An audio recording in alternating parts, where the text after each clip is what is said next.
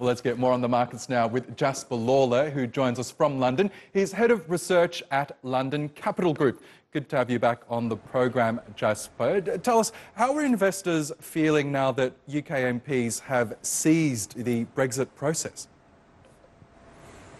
Well, Oscar, I think this is probably just proof of the pudding of something that markets had been baking in for a while, and that was that Theresa May's deal is untenable in itself, and it either needs to change or it needs to be put aside.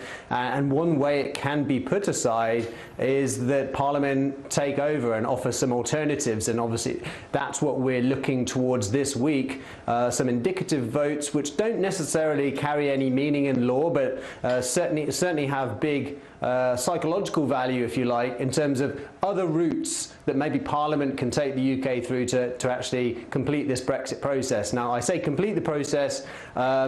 Obviously, some alternatives that Parliament will put up this week are just completely avoiding Brexit, and I think that's one of the motivations for why the British pound has been rising over the last few months, and why it's sort of stable today, even though there's lots of uncertainty. Yes, as you say, those so-called indicative votes which are due to take place in the UK Parliament tomorrow, they are non-binding. But what are investors hoping for out of that vote tomorrow?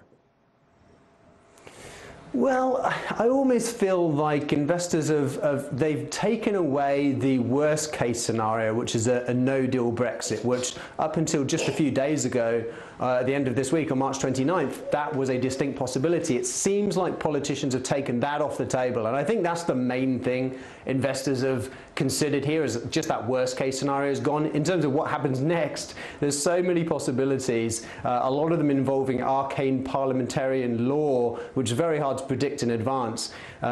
We still tend to think there is still a remaining risk of a no deal, but in the short term, I think probably we see this short-term extension. I think Theresa May's deal doesn't pass, and then Parliament probably move towards either on the softer side, which is a Norway style, almost part of the customs union, or a slightly harder style Canadian style trade agreement with the EU. One of those which is a bit more straightforward than Theresa May's deal. Okay, we'll see what happens in the vote tomorrow. Jasper Lawler in London, thank you as always.